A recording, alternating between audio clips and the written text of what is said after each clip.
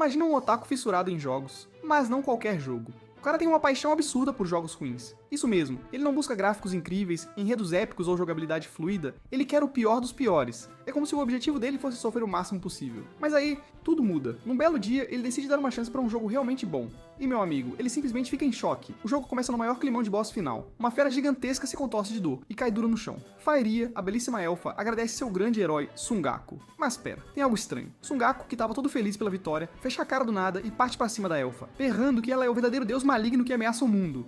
A cena corta e vimos um cara gritando de felicidade na frente da tela. Sim, era o nosso protagonista, Haruko Hitsutomi, o verdadeiro caçador de jogos ruins. Depois de zerar essa obra-prima, ele sente que finalmente se libertou da prisão de tanto jogar coisas horríveis. Mas claro, esse vício não morre fácil, e ele já se prepara para zerar mais uma atrocidade. E nesse mundo insano dos games, os jogos de realidade virtual são a nova febre. Todo mundo quer ter a experiência mais imersiva possível, mas tem um problema. Os gráficos estão melhorando, mas o design de alguns jogos, nem tanto. Assim, nasce uma categoria infame, os jogos ruins. Aqueles que ninguém quer jogar. Exceto o nosso maluco aqui. No dia seguinte, Haruko desce animado, dá um bom dia rápido pra mãe e já começa a falar de uma de suas borboletas da descoberta. Seja lá o que isso for, ele leva a sério. Depois parte pra escola sem perder tempo. Enquanto isso, uma garota misteriosa fica ensaiando um discurso pra tentar puxar assunto com ele. Mas na hora H, um colega dela simplesmente atrapalha tudo, se meteu na frente e destruiu a cena. E Haruko nem percebeu, porque estava focado na missão suprema, encontrar mais jogos ruins. Longe dali, em uma loja de games chamada Rock'n'Roll, a gerente cola um pôster brilhante anunciando um novo lançamento. A Maiki, uma funcionária da loja, já começa a sonhar com as férias de verão que estão chegando. E mais importante, as vendas do lugar vão explodir. Mas será que Haruko vai finalmente experimentar um jogo bom de novo? Ou será que vai cair no poço sem fundo dos jogos ruins outra vez? A gente já sabe a resposta, mas bora ver no que isso vai dar. E do nada, ela aparece. A garota misteriosa surge na loja de games e finalmente descobrimos seu nome. Rei, mas pera, o que ela tá fazendo ali? Simples, tá na caça do Hitsutomi. O gerente dá um sorrisinho e lamenta. Ih, minha filha, ele não deu as caras hoje. Mas Rei, tentando disfarçar e falhando miseravelmente, responde rapidinho. Ah, que nada, só passei pra ver os lançamentos, sabe? Só que Iwamaki não cai nessa nem ferrando. Ela já manda na lata. Tá na cara que você tá mentindo. Você é péssima em esconder as coisas. Então revela o mistério. Hitsutomi não apareceu porque tá preso em um último jogo. E pelo visto, tá sofrendo pra zerar. A curiosidade bate forte e Rei pergunta. Mas que jogo é esse? Resposta. Faeria Kokone. Na hora, a garota faz uma cara de quem já ouviu histórias sombrias desse jogo e conta que sua irmã já jogou. E foi uma experiência peculiar. Mana entra na conversa e reforça o terror. Esse jogo é uma desgraça. A IA dos aliados é burra feito uma porta. Os inimigos são apelões sem noção e ainda tem um exército infinito de coelhos. Rei tenta entender a lógica, mas não existe lógica. Mana só dá de ombros e diz, é um jogo perfeito se você gosta de sofrer. E tem mais, se você não for o mestre supremo dos games, não passa nem do primeiro chefe, e como se isso não bastasse, Mana solta a bomba final. Pra derrotar o chefão final, você tem que vestir bermuda de banho e máscara. Simulation, você não leu errado, isso aumenta a sua eficiência por algum motivo bizarro, e enquanto elas falam, quem aparece do nada? Ele mesmo, o mito, a lenda, o caçador de jogos ruins, Haruko Hitsutomi. Mas apesar da pedra no sapato chamada Faeria, Hitsutomi sabia que o ódio que ela causava nele era o combustível que o fazia seguir em frente. Era a vingança que o mantinha em movimento. Ele precisava chegar ao final, descontar toda a raiva nela. E quando finalmente conseguiu, foi como se fosse purificado. A sensação foi indescritível, uma catarse, um alívio. Ele sabia que esse jogo ruim, cheio de frustrações, o fez mais forte de alguma forma. Mas e agora? O que fazer depois de alcançar isso? Mana, que estava sempre com suas observações, não perdeu tempo e disse: você está falando que não consegue pensar em outro jogo ruim pra jogar? Pois bem, quem sabe agora não seja a hora de você jogar algo bom. Algo bom? Hitsutomi ficou com a cabeça a mil, mas ela continuou. Se você já é fera no lixo, então com certeza sabe aproveitar um jogo de verdade ao máximo. Ela apontou para o pôster do Shangri-La Frontier na parede, dizendo que o jogo tinha mais de 30 milhões de jogadores ativos. Que tal se divertir jogando algo que o grande público está jogando? Hitsutomi ficou ali, hipnotizado, olhando para o pôster, refletindo sobre estar diante de um jogo que, pelo menos teoricamente, não tinha defeitos. Será que isso realmente vale a pena? Ele não sabia, mas ele ia descobrir. Ao voltar para casa, o garoto não conseguia parar de pensar no jogo. Lembrou que o Shangri-La Frontier entrou para o Guinness Book com o maior número de jogadores simultâneos. Ele imediatamente começou a pesquisar, ansioso. Descobriu que o jogo tinha uma história épica, uma colônia espacial que viaja pelos universos, deixando uma nova sociedade humana após desaparecer. E depois de 1000 anos, os jogadores vivem livres com tecnologias medievais. Uma verdadeira mistura de ficção científica e fantasia. E essa visão de mundo aberto era algo que ele nunca tinha experimentado antes. Hitsutomi, com seu instinto de jogador hardcore, logo concluiu: vale a pena tentar. Esse jogo é diferente. Muito diferente de Faeria, mais fãs, mais críticas positivas, mais de tudo. Era o oposto do lixo que ele estava acostumado. Ele estava pronto para essa nova experiência. Ele se preparou, colocou o BitU VR e iniciou o jogo. Era a primeira vez em muito tempo que ele ia jogar algo bom. E logo se deparou com um sistema de classes. O que escolher? Ele ficou encantado com a quantidade de possibilidades, mas logo tomou uma decisão. Mercenário com 2 espadas era a classe mais versátil, e Hitsutomi adorava a ideia de ser rápido e imortal. Mas ele não parou por aí. Escolheu também Andarilho como naturalidade do personagem, porque sabia que isso dava mais sorte e, por consequência, mais chance de acertos críticos. E mais itens. Mais loot sempre foi a resposta. Hitomi chegou na parte de escolher a aparência do seu personagem e se encantou com a quantidade de opções. Depois de passar tanto tempo jogando jogos que eram quase uma ofensa aos sentidos, qualquer coisa com mais de 2 opções já o deixava animado. Então, ele se dedicou por um bom tempo na customização de seu boneco, ajustando tudo com cuidado. O resultado final.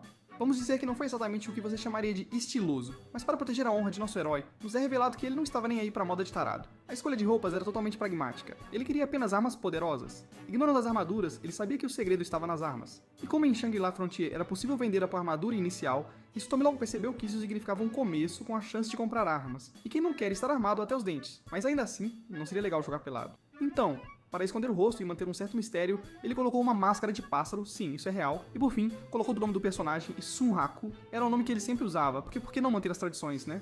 Depois de uma customização épica, Hitomi finalmente termina a criação e se deita. Quando o jogo começa, o prólogo aparece na tela. Ele conta sobre uma era remota chamada Era dos Deuses, onde os deuses mais grandiosos passavam seus conhecimentos do futuro. Muitos anos se passaram, e então a história começa com os herdeiros dos deuses. Mas antes que ele possa absorver isso tudo, Hitomi acorda em uma floresta desconhecida.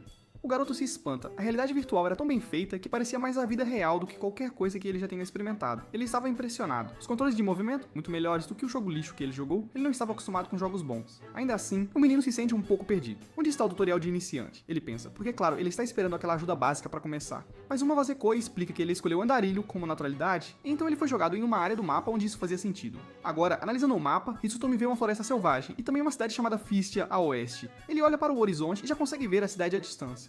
É lá que vou, pensa ele, enquanto também explora tudo ao redor. Ele decide se jogar de uma árvore, cair em segurança e fica todo bobo por não ter se machucado. Não estava acostumado com jogos bons, mas sabia? No caminho para a cidade, Hitomi percebe que está com um corpo bem vulnerável, mas não se preocupe, ele vai contar com a sorte. E quem sabe o que vai acontecer? A aventura está só começando. Hitomi estava curtindo o jogo, até que sem mais nem menos, um Goblin surge e o ataca. O garoto sem perder tempo pega suas espadas e dá um golpe certeiro, acabando com o Goblin de uma vez. Ele fica pensando que aquele combate foi moleza. E claro, era um inimigo inicial, nada demais. Com isso, ele sobe de nível e adquire o machado do Goblin, mas logo percebe que a durabilidade da arma já estava pela metade. Isso não vai durar muito. Ele pensa, mas tudo bem, ainda estava ali para se divertir. Nesse exato momento, Hitomi sente uma presença estranha vindo do mato e ele começa a refletir sobre o que mais só um jogo poderia oferecer. Aquela sensação de estar completamente imerso numa realidade nova. Vou aproveitar ao máximo isso aqui, ele pensa. E mal termina de refletir, um coelho sanguinário aparece do nada e vai para cima dele. O bicho derruba a árvore que estava atrás dele com uma ferocidade absurda. Hitomi, com o coração batendo mais rápido, percebe que se tomar um golpe daquele coelho, ele vai morrer na hora. Mas o coelho, com a fome de um monstro, volta a atacar e Hitomi, com a agilidade de um mestre, consegue dar um golpe crítico no bicho. Só que surpresa, um golpe crítico não foi o suficiente para acabar com a ameaça. E o coelho se prepara para atacar de novo. Hitomi já estava ligado nos esquemas do bicho, pois ele reparou que o coelho só atacava o pescoço. Ele se prepara e se defende com precisão, conseguindo finalmente despachar o coelho do capeta. A sensação de vitória é incrível, mas o que realmente chama sua atenção é o tanto de XP que ele ganhou. O bicho parecia ser muito mais forte do que o esperado, e Hitomi não pode deixar de ficar impressionado. Porém, o coelho não deixou nenhuma arma para o caroto, o que era uma pena, mas como consolo, Hitomi desbloqueia uma nova habilidade, algo que lhe permite aprender novas técnicas com base em certas ações. Ele percebe que ainda não usou nenhuma habilidade, mas já está começando a sacar que as habilidades dos jogadores se complementam, especialmente em manobras de defesa e desvio. Isso, claro, abriria novas possibilidades para ele enfrentar inimigos mais fortes. Hitomi não consegue evitar de se empolgar, querendo testar novos estilos de luta e testar suas habilidades ao máximo.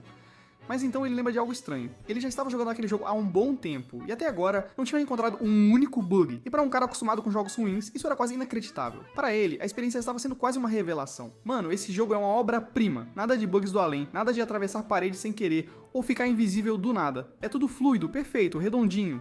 E para um cara que só jogava tranqueira cheia de erro, Hitomi estava quase chorando de emoção. Mas bora pro que interessa. Ele ainda precisava da faca daquele coelho psicopata. E no meio do caminho, adivinha? Ele tromba com um gigante brutamontes, dá-lhe espadada. E pá, ganha uma habilidade de giro, além de subir mais um nível, chegando no nível 12. Só que subir de nível uma vez, coisa de amador. O garoto queria mais, então ele decide farmar aqueles coelhos vorpais, já que eles são raros e devem dropar algo top. Mas mano, o RNG não colabora. Ele passa um tempão matando coelho atrás de coelho, até que finalmente dropa um conjunto das facas deles. Mas não, ele não tá satisfeito. Agora botou na cabeça que precisa derrotar uns 50 coelhos, porque tem certeza que a taxa de drop das facas vai aumentar para 5%. Maluco do farm. No meio disso ele aprende um monte de habilidade, mas só uma delas, a técnica de fuso, realmente se mostra útil. Aí ele saca que não dá mais para evoluir ali, abre o mapa e percebe que tá perto de Sakundo, a segunda cidade. Bora partir certo? Errado. Tem um problema. Para chegar lá, ele precisa atravessar a ponte do vale. Mas tem um porém. Tem um chefão guardando a entrada. Se quiser passar, vai ter que vencer. Mas longe de se assustar, Hitsutomi só fica mais animado, afinal, finalmente um inimigo à altura. E analisando o chefão, ele logo percebe 3 formas brutais de morrer ali: levar um jato de veneno na cara, ser estrangulado até virar presunto ou simplesmente ser esmagado pela rabada da cobra monstruosa. Nada muito amigável. Mas e daí? O jogo não tem bug. Então bora pro fight, sem medo. Hitsutomi parte pra cima sem nem pensar na defesa, porque confia 100% no próprio reflexo.